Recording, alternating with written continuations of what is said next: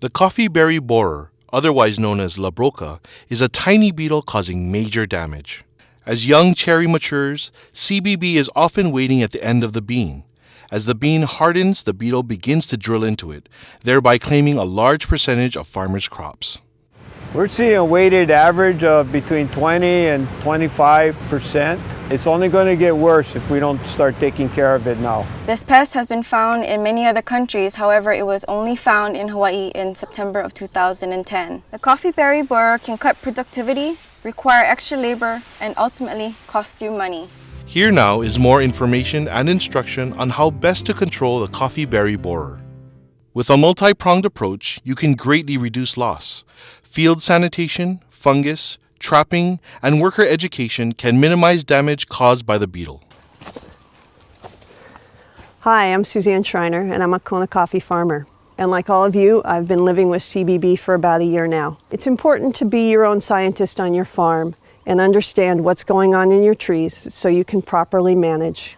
Sometimes you'll actually see the tail end of the beetle sticking out. Sometimes it's easier to spot them on the green beans, but they'll also be in the red cherry, and sometimes they'll even be in your pinheads, your very small cherry. So look at all size beans.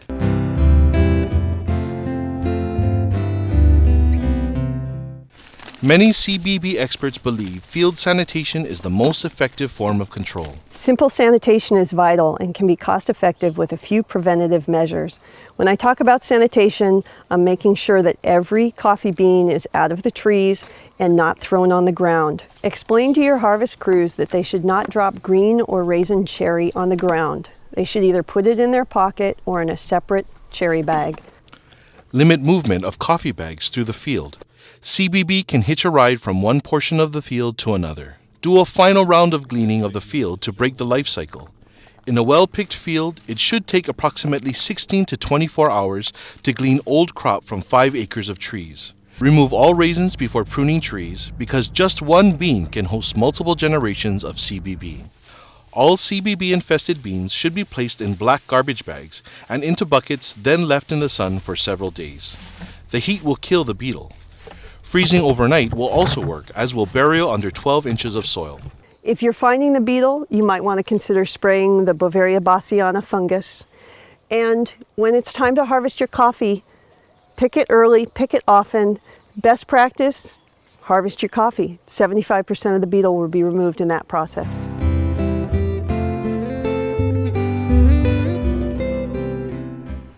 The State Department of Agriculture approved the spraying of Beauveria bassiana fungal spores to treat coffee berry borer. After 20 years of research around the globe, the fungus is the only recommended pesticide for CBB. 2 products, Mycotrol O, which is certified organic, and Botanigard ES, are available in Kona and should be sprayed as soon as CBB or its damage is observed. No matter how much product you're using, be sure to shake the bottle vigorously. You might even need a stirring stick to get the spores off the bottom. The current recommendation is 7 ounces of fungus plus 3 ounces silhouette or widespread surfactant per acre to cover both trees and soil. The surfactant is vital to push the fungus in the boreholes. If you are using a 4-gallon backpack, mix 1 ounce of fungus with 1 tablespoon surfactant. You will need 7 4-gallon backpacks mixed with approximately 30 gallons of water to cover an acre. For efficiency with spraying, the fungus can be mixed with soap and oil, neem, EM, some foliar fertilizers, compost tea, BT, as well as some herbicides. Check the compatibility chart available through the company's website. Avoid foliar treatment using spray packs that have contained herbicides. Spray the soil and any downed beans on the ground. Foliar spray cherries in the tree and underside of leaves to the point of runoff. Also spray mulch trees or pulp piles and be sure to cover those piles with a tarp to help kill the CBB. Consider spraying every 60 days. In many countries, they will spray twice a month if an infestation is heavy. A pressure hose or a mist blower will maximize your coverage. And depending on your tree density and soil, it may take 30 to 100 gallons of water per acre for coverage. When spraying the ground, focus spray on any visible soil or between rocks and cracks where beans may lodge. To protect bees, avoid spraying when flowers are present on the tree. Afternoons are ideal as the beetle seems more active at this time. UV rays impact the spores. The fungus will live on the tree about 2 days in direct sun and up to 15 days in full shade. Remember, spores are live, so use water mixture promptly and store the bottle in a cool location. Monitor your cherry regularly. There is no harm in multiple treatments. The fungus will not affect the taste of coffee nor harm workers.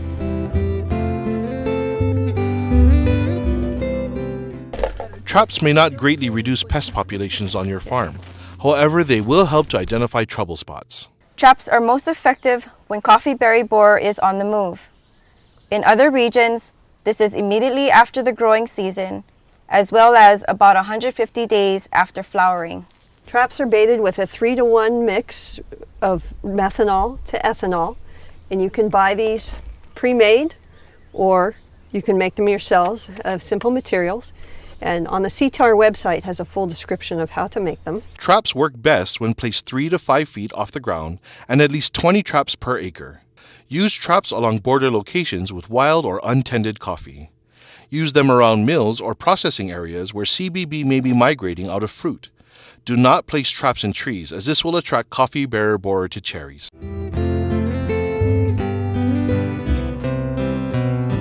By working together and being vigilant, CBB can be kept under control.